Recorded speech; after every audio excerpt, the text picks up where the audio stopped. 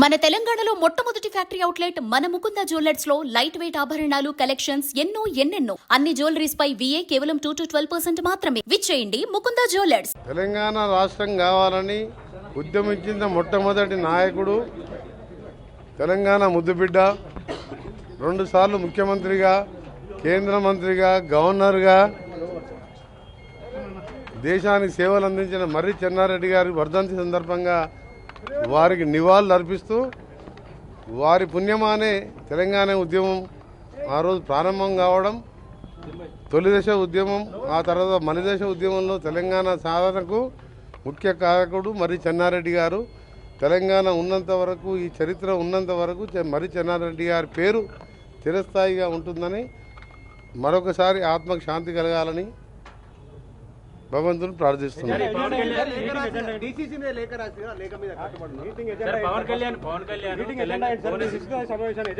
Meeting ఒకదాని గురించి answer చెప్తా, దేనికి ఆన్సర్ చెప్పా. మీరు ఎన్ని అడిగినా కానీ మీ మైకులు మీరు కొట్టుకోవాల్సింది తప్ప నేను ఏం చెప్పాలి.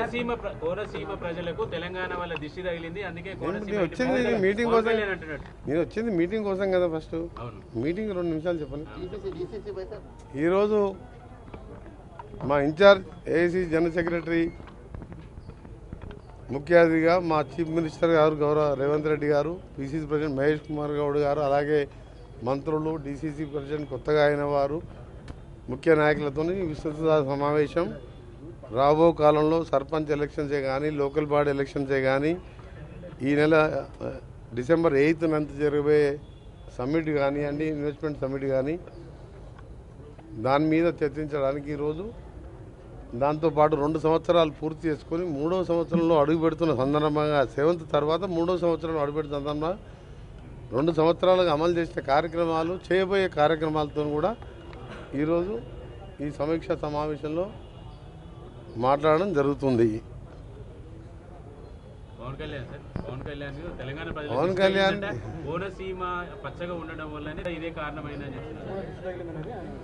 రాష్ట్ర విభజన ఉద్యమం జరిగినప్పుడు కానీ, రాష్ట్ర రాజకీయాల్లో ఆయన లేడు కాబట్టి, రాజకీయాలు ఎక్కువ తెలియదు కాబట్టి, బహుశా రాజకీయాలు తెలియక మాట్లాడి ఉండొచ్చు. కోనసీమ గురించి తెలంగాణ ఉద్యమం జరగలేదు, తెలంగాణ రాలేదు. హైదరాబాద్లో వచ్చిన ఇన్కమ్ కానీ, ఆంధ్రప్రదేశ్ ఏర్పడ్డ తర్వాత ఎప్పుడు కూడా మెజార్టీపై మైనార్టీ అంటారు. ఆ విధంగా 175 మంది శాసనసభ్యులు వాళ్ళు, మిగిలిన 119 మేము. సో తెలంగాణ మావాడు ఎప్పుడు ముఖ్యమంత్రి అయినా 2 ఏళ్ళు కూడా ఉండనీయలేదు. ఆ విధంగా హైదరాబాద్లో వచ్చిన ఇన్కమ్ కానివ్వండి, తెలంగాణ ప్రాంతానికి రావాల్సిన నిధులు, నీళ్లు, నియామకాలు అన్యాయం జరిగిందని చెప్పి ఉద్యమాలు జరిగి, ఆ రోజు 369 మంది ప్రాణాలు పోయి, మలిదశ ఉద్యమంలో 11 మంది చనిపోతే, సోనియా గాంధీ చూడలేక, తెలంగాణ డిమాండ్ ఇది, తెలంగాణని ఆంధ్ర పాలకులు ఎటు కూడా మెజార్టీ ఎమ్మెల్యేలు ఉన్నదని చెప్పి అన్యాయం చేస్తున్న అన్ని రంగాల్లో.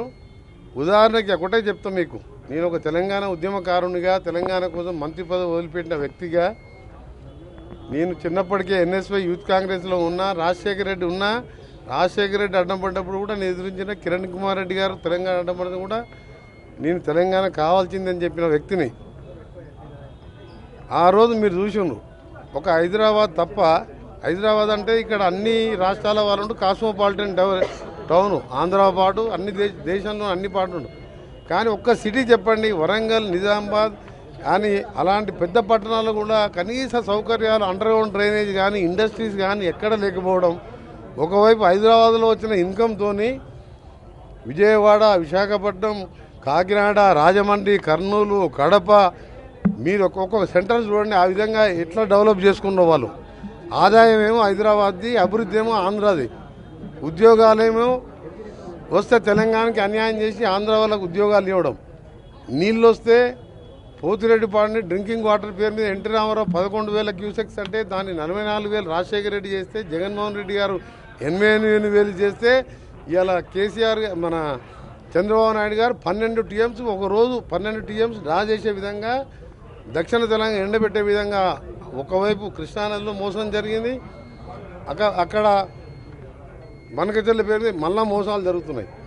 ఇవన్నీ జరగకూడదనే తెలంగాణ రాష్ట్రం ఏర్పాటు చేసింది.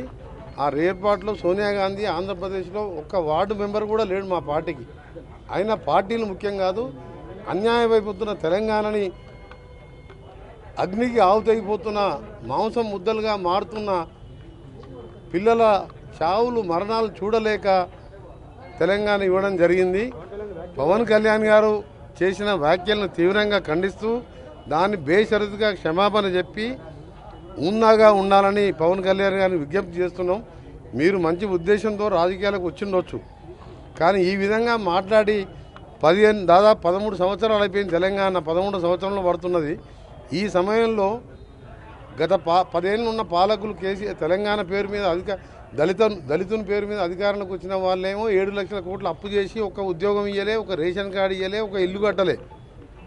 ఏదో అంతో ఇంతో 2 నెలల రేషన్ కార్డులు, సన్న బియ్యము, మహాలక్ష్మి పథకాలు, ఇందిరమ్మ ఇండ్లు 5 లక్షల దాకా ఇందిరమ్మ ఇండ్లు కట్టుకొని ఇంకా ప్రాజెక్టులన్నీ కూడా పెండింగ్ ప్రాజెక్టులు 10 ఏళ్ళు కేసీఆర్ గారు పాలమూరు, ఎస్ఎల్పిసి సొరంగం, బ్రాహ్మణవిల్యంల, కల్వకూర్చి అన్ని పెండింగ్ పెట్టిండు.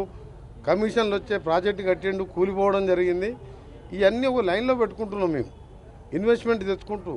ఇప్పుడే దాన్ని మాకు 40,000 కోట్ల బకాయిలు మిగిల్చిపోయింది కేసీఆర్. ఏం మిగిల్చలేదు తెలంగాణ. 7 లక్షల కోట్ల అప్పులు, 40,000 కోట్ల కాంట్రాక్టర్ల అప్పులు, 9,000 కోట్ల ఉద్యోగుల పిఎఫ్, రిటైర్ అయిన వాళ్ళ పెన్షన్లు కూడా మిగిల్చిపోయిండు. ఇవన్నీ తీర్చుకుంటూ ఒక లైన్లో పడుతున్న ఈ సమయంలో మా తెలంగాణని అవమానపరచొద్దని పవన్ కళ్యాణ్ గారు బేషరతుగా క్షమాపణ చెప్పితేనే తెలంగాణ ప్రజలు క్షమిస్తారు. నైజాంలోనే చిరంజీవి ఫ్యామిలీ సినిమాలు ఎక్కువగా వాడుతుంటాయి. వాళ్ళే ఇప్పుడు దానికి క్షమాపణ చెప్పకపోతే ఎవ్వరు కూడా చిరంజీవి గారికి సంబంధం లేదు. Chiranjeevi is a super man. ఆయన ఎప్పుడు కూడా వివాదాలకు దూరంగా ఉంటాడు. కానీ పవన్ కళ్యాణ్ కొత్తగా రాజకీయాలకు వచ్చి డిప్యూటీ సీఎం కాగానే తెలిసి తెలియకనే మాట్లాడిండో, మరి కావాలని తెలంగాణ వాళ్ళని అవమానపరచాలనుకుండో ఏమనుకుండో, కానీ దానికి క్షమాపణ చెప్తే కనీసం ఆయన సినిమా 1-2 రోజులన్నా ఆడుతుంది. చెప్పకపోతే ఎక్కడ కూడా తెలంగాణ థియేటర్లలో సినిమాలు రిలీజ్ కావు. సినిమాటోగ్రఫీ మినిస్టర్గా నేను చెప్తున్నా ఈ మాట. ఎందుకంటే అంత బాధలో ఉన్నారు ఆయన స్టేట్మెంట్ విన్నంగా. మరి మాకు 60 ఏళ్ళు ఎట్లా మేము భరించడం? ఎంత ఇప్పుడు వాళ్ళ దిష్టి కాదు, వాళ్ళు చేసిన ద్రోహంతో తెలంగాణ వాళ్ళు ఎంత అన్యాయం అయిపోయినాం. 60 ఏళ్ళు ఫ్లోరైడ్ నీళ్ళు తాగినాం మేము. ఆఖరికి మన రాజశేఖర రెడ్డి గారు వచ్చిన నేను ఒత్తిడి చేసి 11 రోజులు దీక్ష తీసుకొచ్చి అసెంబ్లీలో ఫ్లోరైడ్ నీళ్ళు తీసి స్పీకర్కి చెప్పిన, చంద్రబాబు నాయుడుకి చెప్పిన, బాబు గారు ఈ తెచ్చిన వాటరు ఒక్క గ్లాస్ తాగండి ఎమ్మడే నీకు వామిటింగ్స్ అవుతాయని చెప్తే 11 రోజులు దీక్ష చేస్తే రాజశేఖర రెడ్డి గారు వచ్చినాక 600 కోట్లు ఇచ్చి కృష్ణా నీళ్ళు తెచ్చుకున్నాం. ఇప్పుడిప్పుడే బాగుపడుతున్న తెలంగాణని ఇన్వెస్ట్మెంట్ పేరు మీద ఇవాళ ఔటర్ రింగ్ రోడ్ కట్టుకున్నాం.